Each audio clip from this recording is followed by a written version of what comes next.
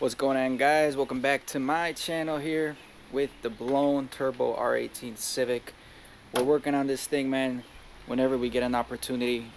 I just mocked up this big ass umbrella, so at least it gives me the opportunity during the rainy day to get over here and work on the car, which is exactly what I need, because today what we're going to be doing, we're going to try to install the replacement rod and piston into the engine. If you guys know, we bent a rod running 6 to 7 pounds of boost one time. It was during a shift, heard a loud pop, a rattle, and that's what we got. So just a FYI, guys, I'm gonna do some measurements with my digital caliper on the piston skirts, both sides, and also I'm gonna do a reading on the bore of the rods.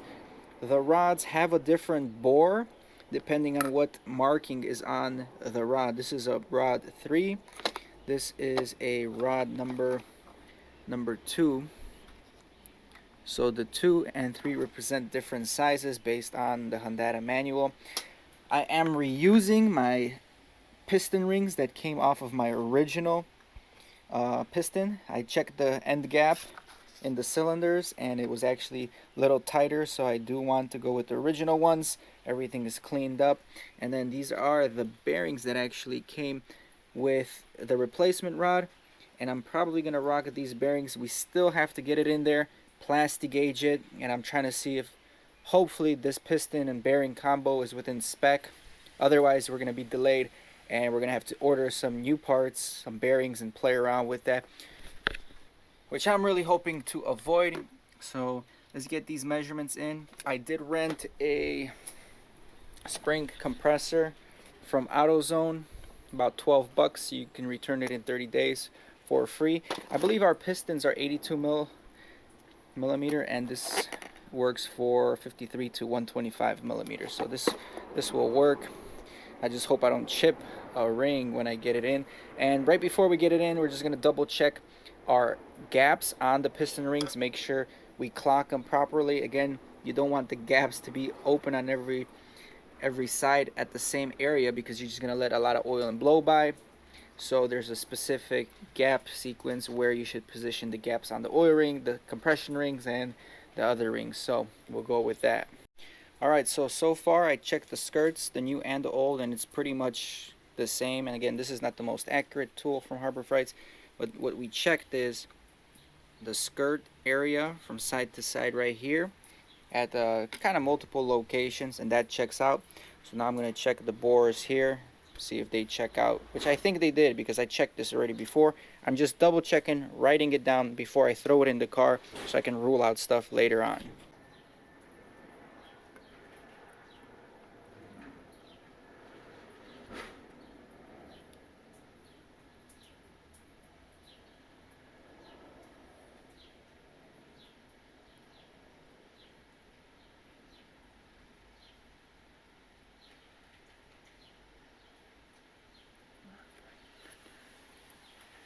.892. Just eyeballing it for the most part, trying to keep the measurements in the same location, same height. Alright, now I got a more accurate one. 1.888. Alright guys, we got our piston. We checked the clearances, everything looks okay, and similar to the original rod that broke on us here. So got my spring compressor, we opened it up over here, and I did clock these springs appropriately. So I got my first ring right at this edge on the intake side right here. Right on this side I got my second ring, if you guys can see. So first ring here, second ring here, oil ring on the bottom here, and the second oil ring here. Just going off of this, and I think that's the right way to do it, so we're just gonna go along with it.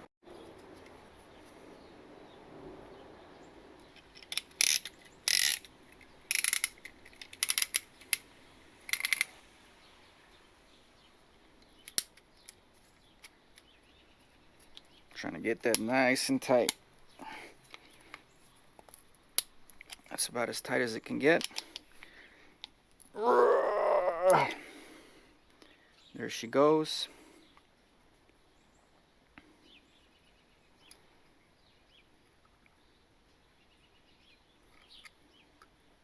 I don't know how much I like that. There's still a gap on this end. Yeah, there's still a little gap here.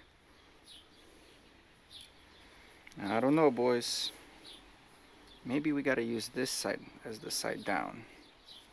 And this is the side up. Hold on. Alright, so I dunked the whole piston in oil. I lubed up the whole cylinder with oil.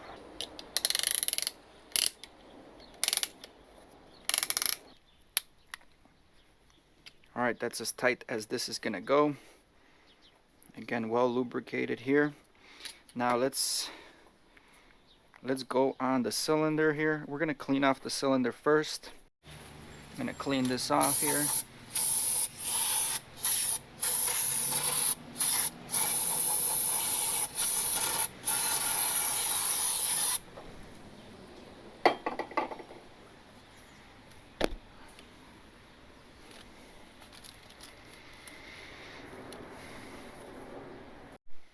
Got my bearings cleaned off, my surfaces cleaned off, both on the rod and the cap. We're gonna reinstall it. You want to reinstall it dry on the inner side, and then obviously you'll lube up the outside of that.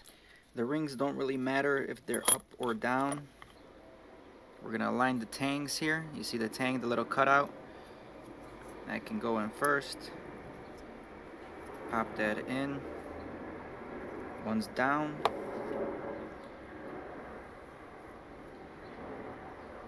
Then we're gonna do the same thing on the rod.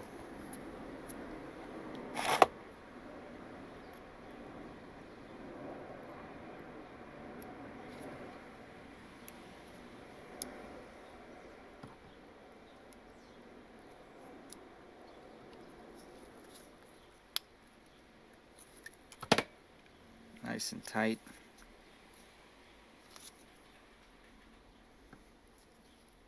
Alright, let's reinstall this piston.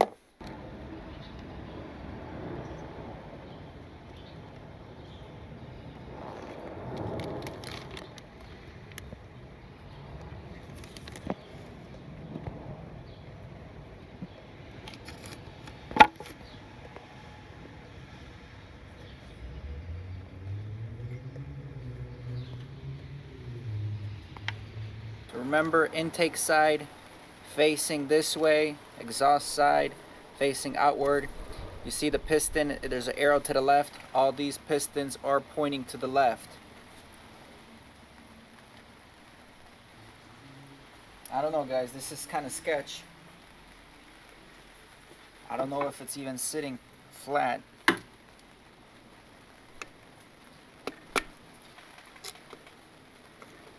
We're gonna just bring the piston down a little bit so I can start aligning it in the bores there. That looks pretty good. And we're gonna give it bigger chunks.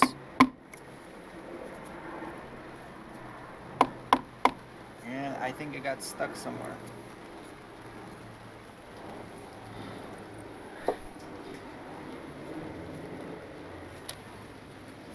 It's not going in. Oh, and my engine's falling down. Yeah, I don't think that's gonna work. I don't think that worked, boys. We gotta take it out again.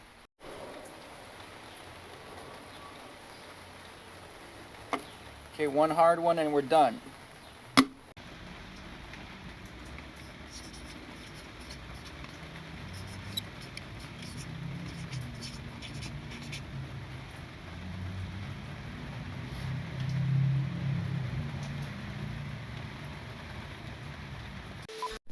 Alright guys, another day here, and I'm pretty sure on the last video where we left off, I was trying to install cylinder 1 piston, and we have everything installed. I put some more oil on the cylinders. We just finished torquing it down on the bottom side. Everything is torqued.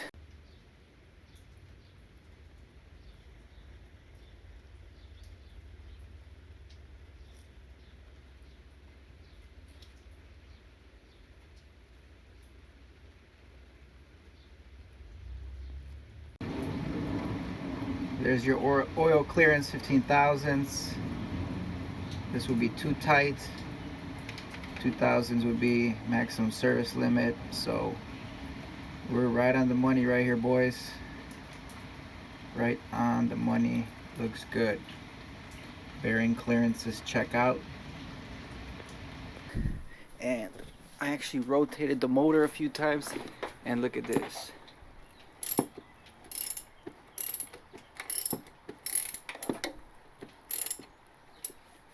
Spins beautifully, spins freely. Before there would be like a hard spot where it would be hard to rotate through, and again probably that rotation was caused by the piston wrist pin being off center, or the rod being off center on the wrist pin, and obviously bent, which created a lot of pressure and tension. At this point, guys, I got sad news. The car is going back to OEM. We're not putting the turbo back on it. I don't know if I mentioned that already or not, but yeah, the turbo is not going back on the car for a multitude of reasons, especially this being my daily driver. And right now I think I'm in like week 3 trying to get this going while carpooling, while working two jobs, 7 days a week. It's ridiculous. So I do have OEM injectors that I will be putting back on. And I have the head here. We're going to take off the fuel rail. We're going to take off the fuel rail here and take out the 310cc Civic Si fuel injectors. Swap them back up. And obviously once we get the car going, the timing belt and everything, we're going to have to upload the stock tune. Before we crank her up, we're going to upload the stock tune. And yeah, no more turbo, at least not now. I do have a couple plans in the future for the turbo, but that's the future, and we still got a lot of things to figure out right now.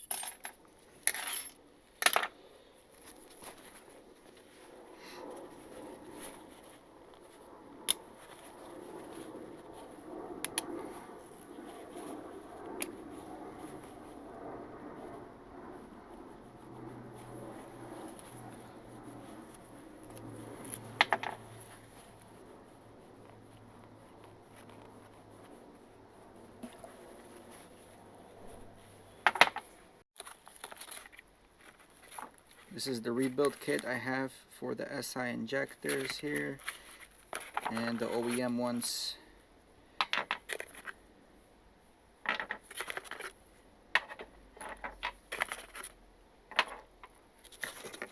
If you guys do want to see the differences, there they are.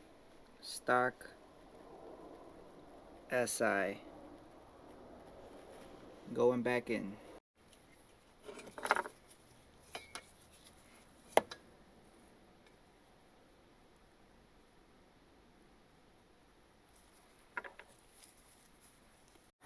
Alright, so just put the injectors back on. I checked the deck height for warpage on the cylinder head.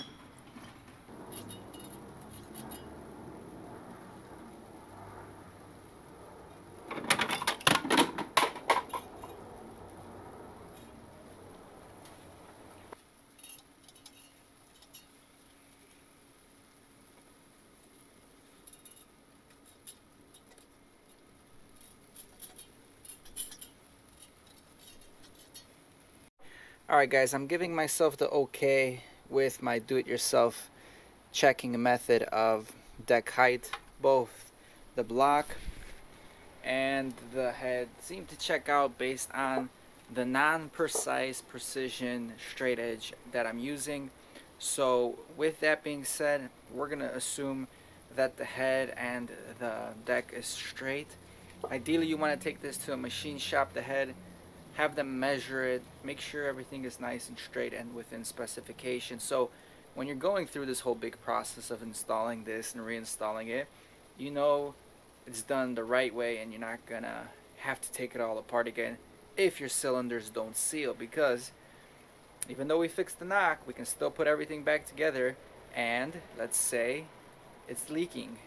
Well, it can leak with compression, it can leak compression right out, it can leak oil into the coolant can leak into the oil, and we're back to square one.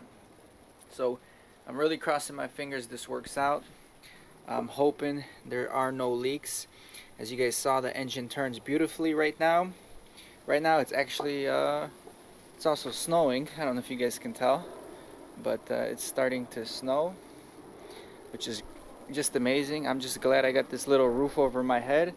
That way we can do a little bit of work every day on the car, and we've been making progress, guys. We made a lot of progress. One of these days I do need probably my brother to come by. Once my brother comes by, we can probably try installing the head. Again, this is a two-man job to install properly. Make sure the dowels align and everything. But so far it's looking clean. And yeah, everything looks good. The valves look good. I gotta be careful putting this head down because cylinder 3 valves are currently open at top dead center. So just gotta be careful putting it down so we don't mess up a valve here. But other than that, I think that's a wrap for today. I can't really do much else, and I don't know where I am with these videos, at what point this is, but yeah, man, progress. Once we get some help, we'll put the head back on, the head gasket and the head. The head gasket, I already looked. It is exactly like OEM for the most part there that I noticed. And we'll get the head gasket on. We'll clean these surfaces again before we get the head gasket on. Clean them, put it on. Use a second hand to get the head on. And at that point, I can start finishing it off, torquing the head bolts, and then putting the timing chain back on and trying to reinstall some stuff so we can start it. I just want to start it in the beginning without even connecting every little piece that we took apart, just to start it and see if it's knocking. If it's not knocking, then we can start putting everything back together, refilling the coolant and everything, and then we'll go from there, and hopefully it doesn't leak like I mentioned. But man, thank you guys for watching, supporting the channel. Yeah, man, if you guys want to donate to the cause, Venmo and PayPal, I'm always happy to get assistance from you guys, because you guys keep me going with these projects, and yeah, we learn as we go. So thank you guys. Check out Instagram, man. If you're not following me on Instagram, you guys are late to the party on YouTube, because people on Instagram already saw that I blew the motor probably months before this video is being posted, because it's hard to edit these videos and post them on my current schedule. Alright, peace, guys. I ain't here for the money, I ain't here for the fame. Though it might be nice to own a jet plane, I'ma do it all for you. Come along and see it's true, but the world is pretty cold. You might need a sweater too. I'ma put a ride on ya. Kid from California, trying to make it in life. In school they never taught ya. Dreams a long